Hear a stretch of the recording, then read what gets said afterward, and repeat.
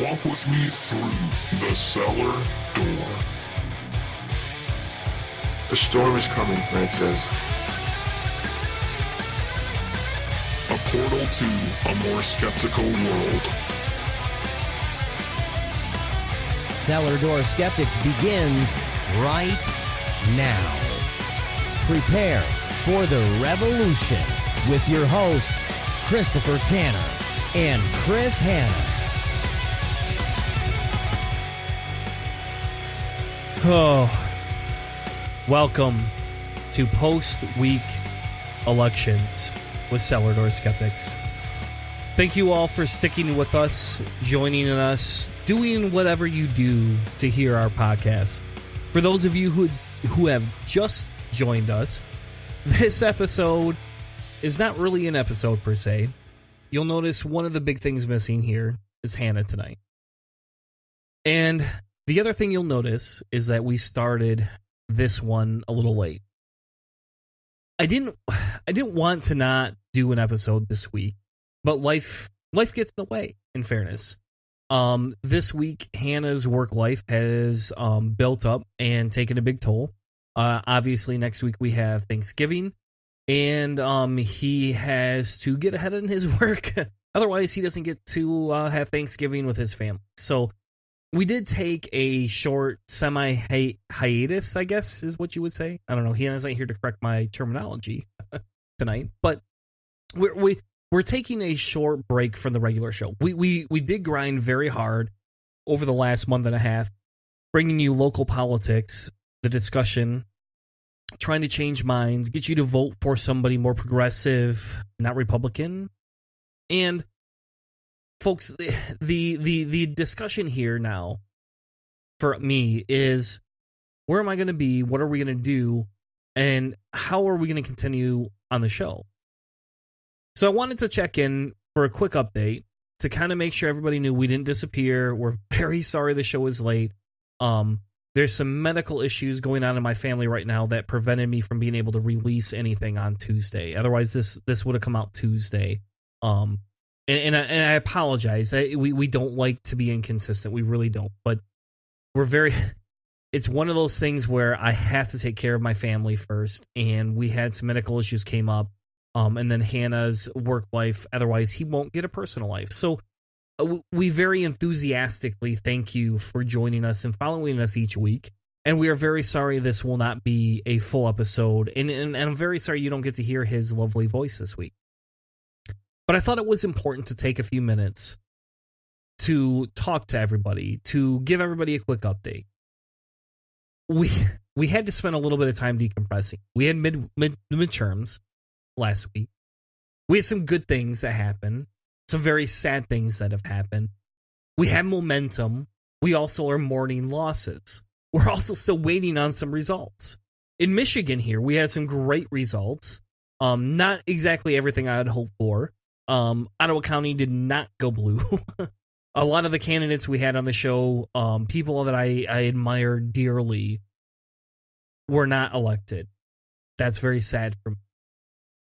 But life goes on, right? One of them, Christopher Banks, has already committed to run in my district in 4 years. He's already starting to prep for his campaign in 4 years, which is exciting to me because we need his progressive thoughts. We need his desire to help people. We need his love of government actually doing something for the people instead of making money or letting others make money off the backs of us working Americans.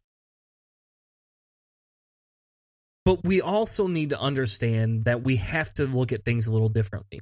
Our show focused heavily on local politics, making a change where you're at. The goal is to get everybody to see, hey, let's go out and vote locally. Let's bring that change. Even if we got to compromise a little bit. I compromised a little bit. My first choice was Abdul. I compromised with Gretchen. I think she'll do a great job. I think she's a little too corporate for me. But she's going to bring about a lot of change that is needed after, having to deal with Snyder for so many years. The other positive thing I found out of this was that we got Dana Nessel as Attorney General, right? So Bill stepped down to run for governor, lost, opened a vacant seat up, and we filled it with a Democrat. By the way, we filled it with a Democrat who is openly gay, who is openly working towards ensuring the rights of that minority sect inside of Michigan and America for the positive. That's exciting to me. It's exciting some of the other women that we had win. We had more women win nationwide than we had in a long time. We're putting more women in the seats that make decisions. That's exciting to me. We're finally getting rid of this old white dude bureaucracy. And you know, it's kind of funny because my wife and I had a conversation about running for politics, right? You know, I enjoy the debates. I enjoy the discussions. I get very passionate about things. She's passionate too, but in a very quiet way. She doesn't post a bunch on Facebook. She doesn't go out of her way to initiate and have large discussions and arguments with people. She has her opinions. She researches her opinions. We talk about them. She helps correct some of my opinions sometimes. But I don't need to be another white male running for office, even locally. I've encouraged her to run, you know, even though that's really probably not her forte. But that's what we need. We need more women. We need more minorities. We need to get rid of this extremely white male-dominated government to allow for people to have opinions that are a little bit different than our own. So I don't want to lecture everybody. I don't want this to turn into this big lecture, me going on this rant, making a lecture saying, no, you know, blah, blah, blah, blah, blah, blah, blah, blah. I don't want to make that. I'm excited we made this then. I'm excited we made a change. I'm extremely excited with the direction that the House is headed.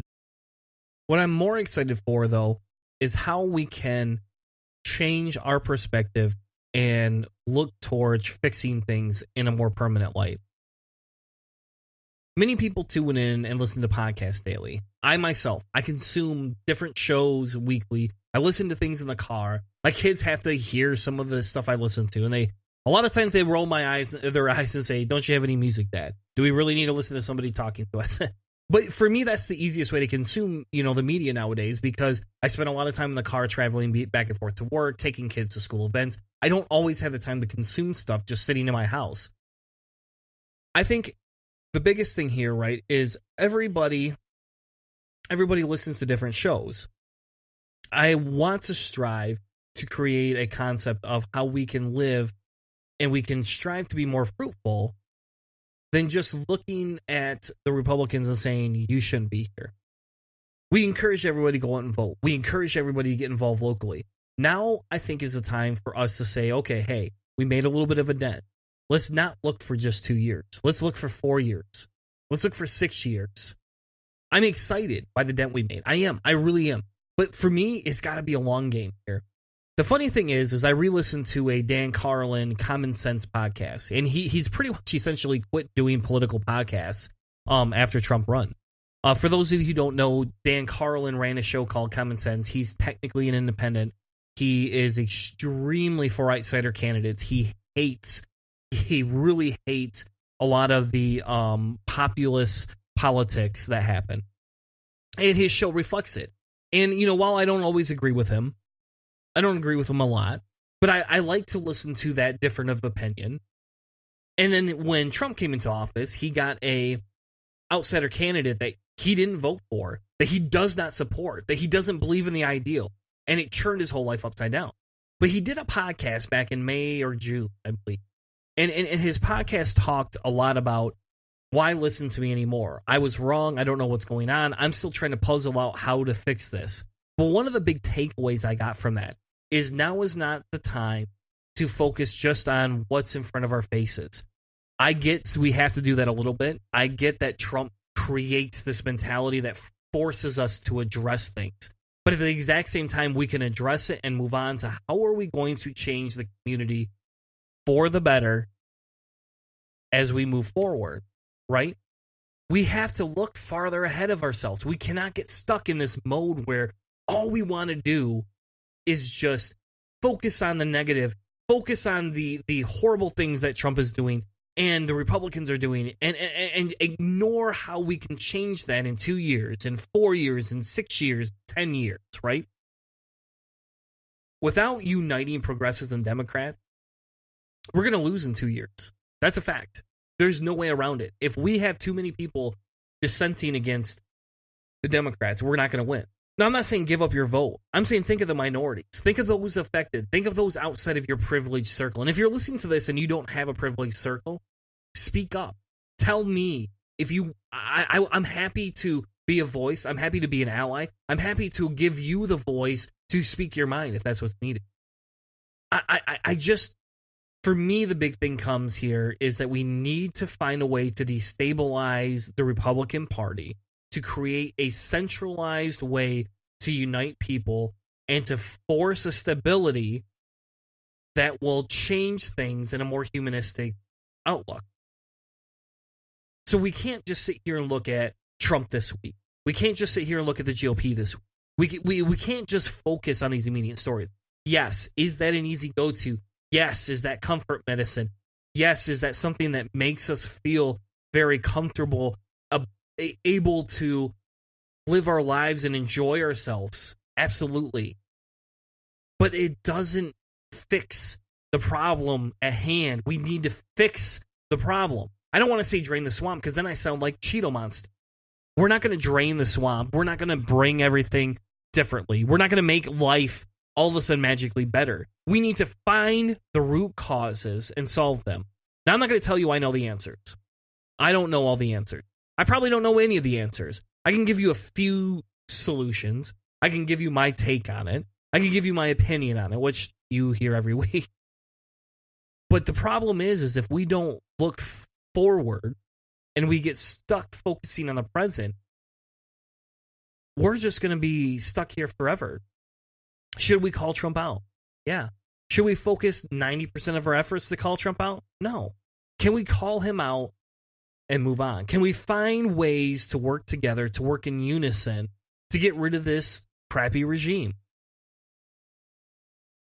It is about time that we say that we unite with each other. It's about time that we say we're no longer going to end up on the conservative spectrum in politics, that we're going to move towards the center and eventually to the progressives. It's no longer time to accept this ultra-conservative regiment that's infiltrated our government with capitalistic themes and monopolies and viewpoints and saying this is how laws should be run. Let's move to the middle and work towards the left. Let's fix where we can. There's a few things I will not compromise on. One of them is the injustices that are happening to the social sector in our country. Now, I'm not saying it's all Republicans. We know it's not. I am going to say that it happens more often through Republicans, through the red way. And I'm not saying just go out and vote blue. Just go out and vote this specific way, because that's not how you're going to fix things. That's not how you're going to get more people to come out. I'm saying is, how do we localize and make movements as a community on a local level to take it to the state level, to take it to a national level? Black Lives Matter, great example. Started out very local, started off very angry, wanting to get involved, wanting to change things. Lots of people dissented against them. But to me, it seems like let's join that argument. Let's join that thought process, that ability to create a movement. People criticize them. They're like, well, they don't know what direction they want to go. They're a bunch of fractions.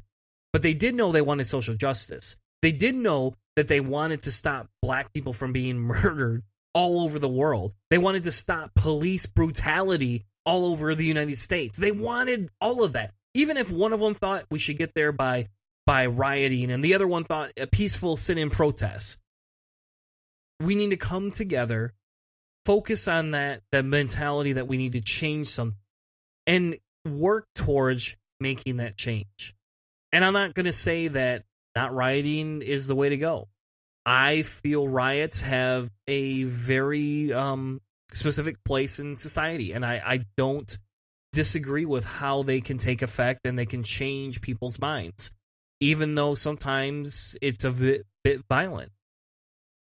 But what I am going to say is that we need to take a minute, we need to stop, we need to decompress, and we need to find a way to work together to take back the government that we have, to create a more socialistic, at least humanistic viewpoint of the world, or at least of these United States. Thank you all for joining us tonight. We'll be back next week with more amazing Cellar Door Skeptics.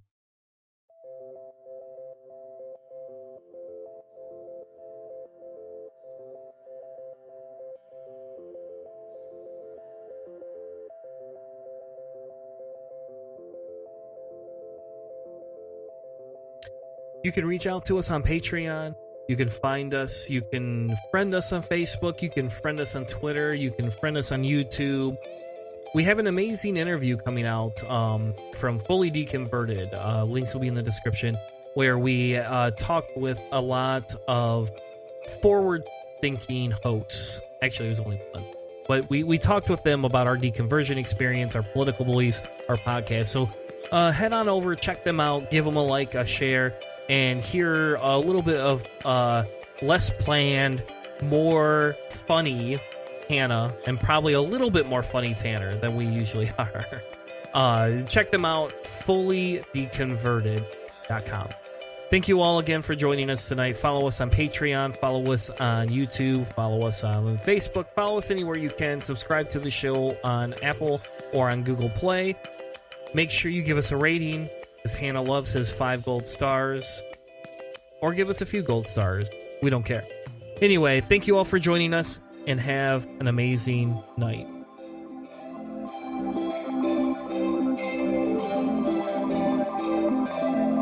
You've been listening to a presentation of Cellar Door Skeptics.